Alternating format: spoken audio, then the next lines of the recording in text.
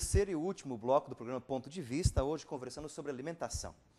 No intervalo a gente estava conversando aqui, uma conversa muito amigável, sobre a questão dessa tentativa de reeducação alimentar. E você, Elcio, falou que falar de problemas de distúrbios alimentares na adolescência e na infância, não é só falar da falta de prática esportiva, é também de educar na mesa da família. Você quer trocar essa ideia com a gente, que eu achei interessante? Na verdade, uma das primeiras recomendações em relação a qualquer situação de obesidade é a prática esportiva. Alimentação e prática esportiva. Mas eu sempre costumo dizer o seguinte, a gente não costuma encontrar crianças de 6, 7, 8, 10 anos andando com carrinho no mercado fazendo compra do mês ou da semana. Normalmente quem faz isso são os pais. Então, os pais que vão delinear o cardápio dele. Exatamente, o que é colocado na mesa da criança é o que a criança normalmente irá comer. Então, o papel da família nesse contexto é extremamente importante. Então, se a criança tiver que fazer uma restrição alimentar e junto com isso uma atividade física, de certa forma a família tem que fazer uma restrição alimentar. Não adianta eu estar sentado no sofá e falar para o meu filho, olha, é hora de você fazer atividade física. Vai ter um momento que vai ser necessário que eu vá fazer essa atividade física com ele, que eu mude o ambiente da minha família e da minha casa. Então, numa mesa, quer dizer, todo mundo tomando refrigerante e o garoto tomando água, ou a garota tomando água, né? Tem que ser um hábito da família, não dá para ser uma coisa específica, né? Até a professora estava comentando de um preconceito, né? Que gere um constrangimento talvez maior para a criança do que já o problema instaurado de obesidade, por exemplo. Andresa, você que é psicóloga e entende bastante comportamento humano, como mudar hábitos? Eu vejo assim, tanta criança, principalmente a criança que está na fase de desenvolvimento, ela aprende muito, né, por modelos, né? Então é fácil você falar, não faça isso, mas você faz. Então o que ela vai aprender? Pela experiência que ela está vivenciando, né?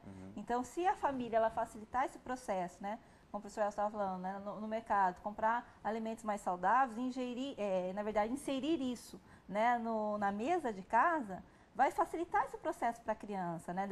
Na verdade, de ter uma qualidade de vida, né, em relação à alimentação. Agora, se você tem um refrigerante e você quer que ela tome um suco, mas você está tomando refrigerante e essa criança, ela não, né, porque ela está num processo assim que ela precisa emagrecer, e aí ela precisa tomar um suco, mas o que é mais gostoso para a criança? Então, na verdade, eu digo assim que os pais eles têm papéis essenciais nessa educação e nessa mudança comportamental. Eu acredito muito no meio, no ambiente. Né? Ele favorece essa mudança de comportamento. Então, para a criança, são os modelos que são estabelecidos, tanto no ambiente familiar como nos grupos, tá? Que vai influenciar essa criança no processo dela também de reeducação alimentar. Vocês falaram da questão de criança, né? Eu lembrei de uma propaganda que passava há um tempo atrás de um menino que ia ao mercado com a mãe. Ele fazia uma birra para comprar chicória, ele queria chicória, queria frutas, verduras, né? Isso não acontece. Mas, Débora, como é que a gente pode fazer uma criança gostar realmente de frutas, de verduras e legumes? Existe algum truque para isso ou não? Não. Não tem? As mães chegam muito esperançosas no meu consultório. Eu trouxe meu filho aqui porque ele não come verdura e você vai fazer ele comer verdura. Né? Faz uma mágica. Isso, como se a gente tivesse uma fórmula ali, a partir da consulta da nutricionista ele vai sair daqui comendo verdura. E é um processo... Isso que nós estamos abordando aqui, primeiro com os pais. Então, a criança chega e a gente já direciona a consulta para o pai e para a mãe que levou essa criança ali. Se o pai leva uma criança dizendo, meu filho não come fruta, verdura e legume, você já pode dizer que é a família que não se alimenta corretamente ou não? Eu questiono, né? Não diretamente, mas a consulta é toda conduzida. Como é que está o peso do pai? Como é que está o peso da mãe? Né? Se eles não acompanharem. E qual é a frequência que vocês consomem frutas? A realidade brasileira, dessa última pesquisa do IBGE, para você ter uma ideia, legumes e verduras deveria representar 12% das calorias do dia.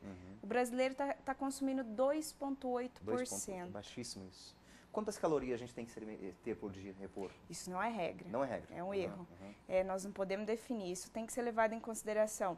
A atividade do indivíduo, o peso, o sexo, o consumo calórico através da atividade física ou de trabalho, os hábitos alimentares, eu diria que é mais importante do que aplicar uma fórmula. Tem as fórmulas que a gente coloca o peso, a altura, a estatura, mas eu tenho que levar em consideração o hábito.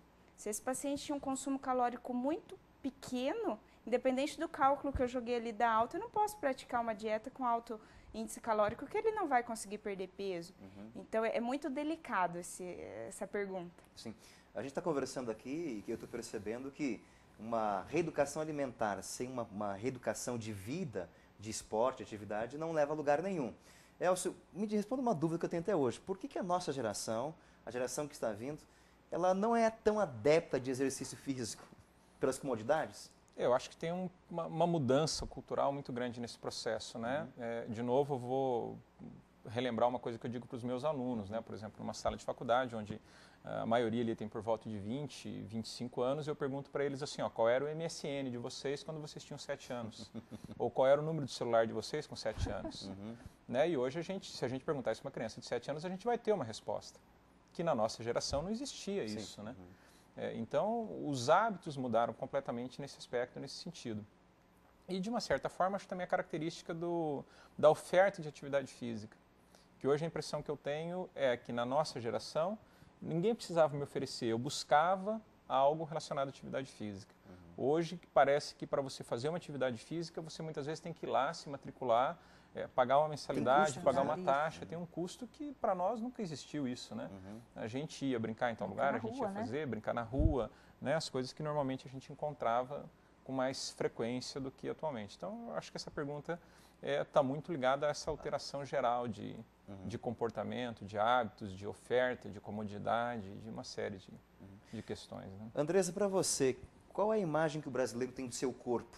Nessa pesquisa da questão de obesidade, ele está contente com o corpo de modo bem geral? Não. Isso não? Não. Principalmente as mulheres, elas nunca são contentes, né? Elas sempre acham que elas precisam perder 2, 3 quilinhos, né? Mesmo que elas estão num padrão normal, né? Então existe um padrão de beleza, né? E se você não está nesse padrão de beleza, o indivíduo vai buscar, né? Manter nesse padrão, e agora o indivíduo que ele, né, que está relacionado com a obesidade, com o sobrepeso, ele tem mais dificuldade, né, para entrar nesse padrão. E aí vem a questão da baixa estima, né, problemas emocionais, né, depressão. Então tudo isso também leva a fatores, né, que desencadeia transtornos. Sim. Tá?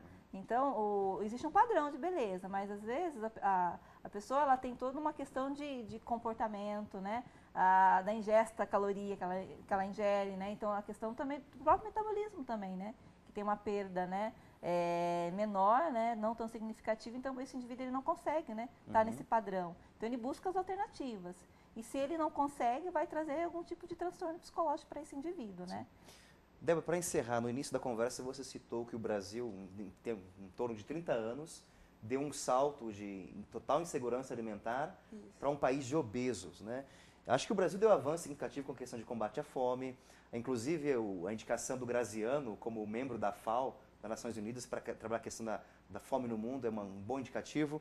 Mas como é que você percebe essa mudança tão grande num tempo tão curto de 30 anos de história? É positivo ou negativo? Negativo. Negativo. Negativo porque o Brasil está comendo mais, isso é positivo. Sim. Mas está comendo pior. De maneira errada. Não adianta oferecer sem educar. Aí que tá, as políticas públicas têm que se preocupar. Estamos comendo mais, que ótimo. Poder aquisitivo maior, mas sem educação, como vão fazer as escolhas corretas para serem indivíduos mais saudáveis? Você que nos acompanhou nessas discussões, nós apresentamos pontos de vista sobre a questão da alimentação.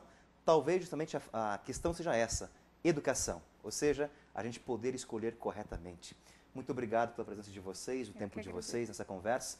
Confesso que deu um pouco de fome essa conversa, né? Mas vou prometer que vou comer corretamente, fazer as escolhas corretas. Muito obrigado a vocês que nos acompanharam, um forte abraço e até o próximo programa.